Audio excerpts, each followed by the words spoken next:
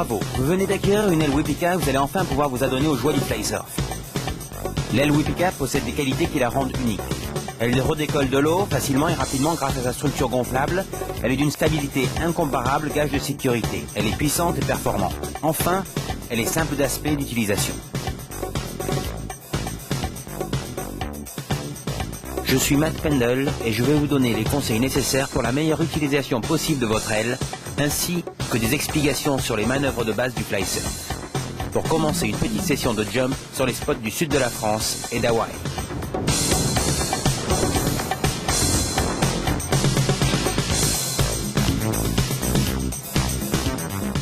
La gamme des ailes Wipika comporte 3 tailles. Une 3,5 m², une 5 m² et une 8,5 m². Courant en 1999, la gamme va s'étoffer de taille intermédiaire. Les performances des ailes vont s'améliorer, notamment concernant la manœuvrabilité des grandes tailles. Une gamme 4 fils haute performance sera disponible pour les pilotes confirmés. Toutes ces nouveautés sont le fruit d'un complexe programme de développement assisté par ordinateur.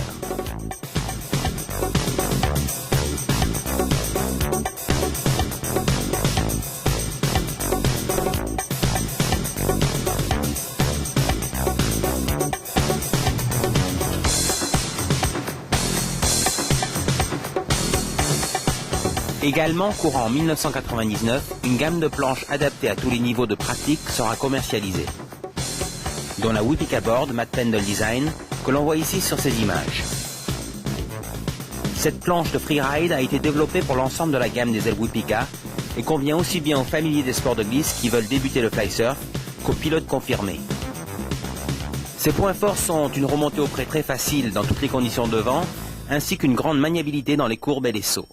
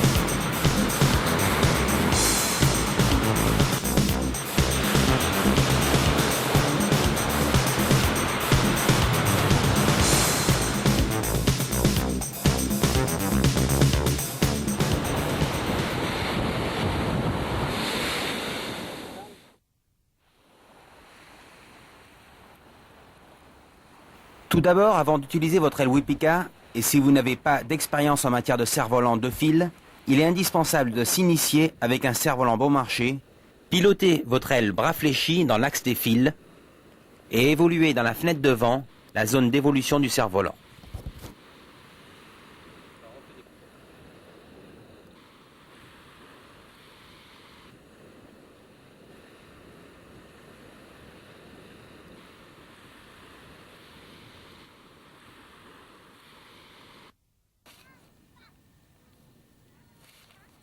Le montage de l'aile Wipika se fait en peu de temps. Mettez-vous dos au vent et étalez là, au sol, face à vous, pour procéder au gonflage des lattes. On commence par gonfler les 5 lattes transversales avec la pompe fournie et l'on finit par le bord d'attaque. Vous devez prendre soin de gonfler suffisamment pour que votre aile ait de la rigidité, mais attention à ne pas trop gonfler, vous pourriez faire éclater les lattes.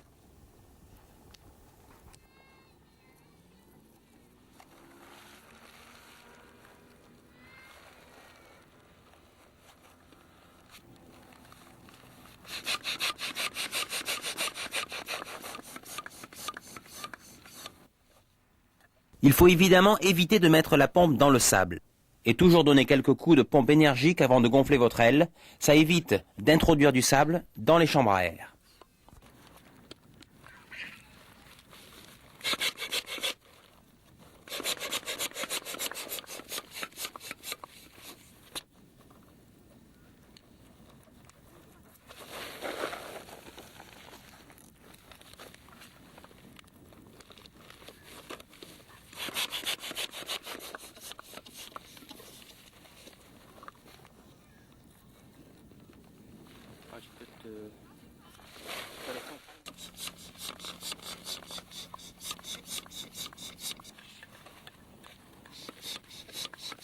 En pratique, il faut arrêter de gonfler dès que le gonflage commence à devenir un peu dur. Vérifiez régulièrement en palpant la latte.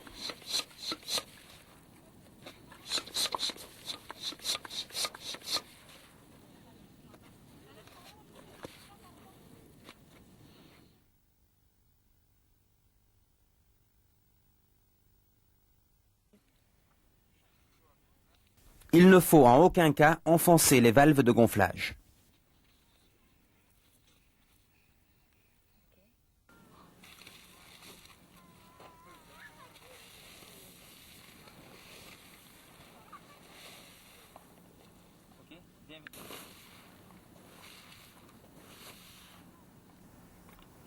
Une fois l'aile gonflée, retournez-la face au sol et face au vent. Lestez l'aile avec du sable ou autre objet non coupant.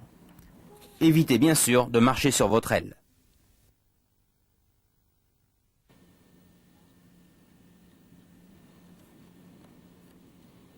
Maintenant, déroulez les lignes qui partent de l'aile. L'embout vert correspond à la main droite et le rouge à la main gauche. Il est impératif qu'il n'y ait aucun nœud dans les lignes, car il les fragilise sensiblement.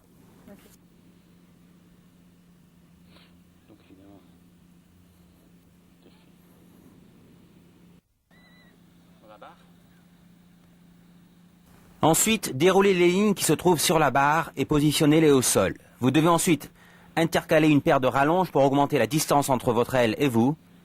20 mètres est la longueur la plus couramment utilisée. Augmenter la longueur de ligne vous permettra d'obtenir plus de puissance par vent faible. Diminuer la longueur par vent fort assagit votre aile.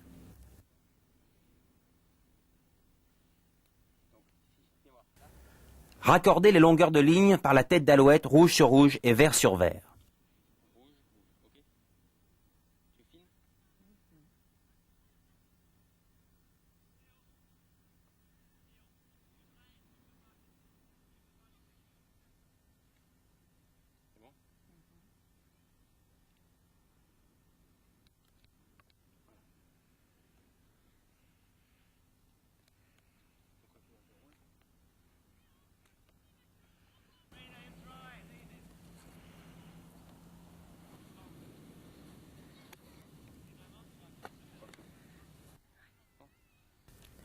Vérifiez que les lignes ne soient pas enroulées.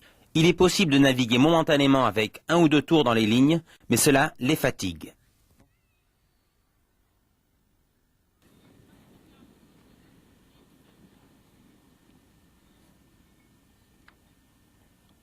La première prise de contact avec l'aile Wipika doit se faire dans un vent de 8 à 12 nœuds et avec des lignes courtes.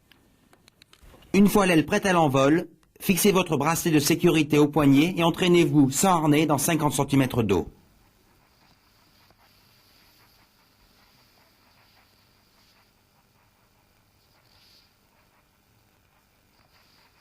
Posez l'aile dans l'eau, sur son ventre, ligne déjà déroulée de la barre, laissez-la dériver jusqu'à ce que les lignes se tendent.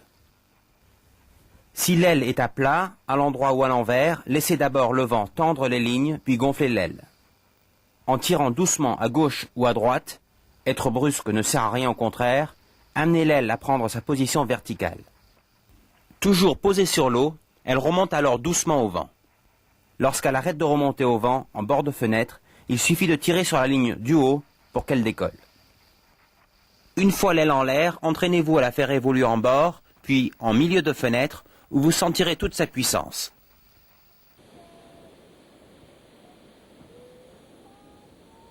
Pour piloter l'aile, vous devez pivoter la barre dans un axe parallèle au fil et non dans un axe perpendiculaire, ce qui n'aurait aucun effet.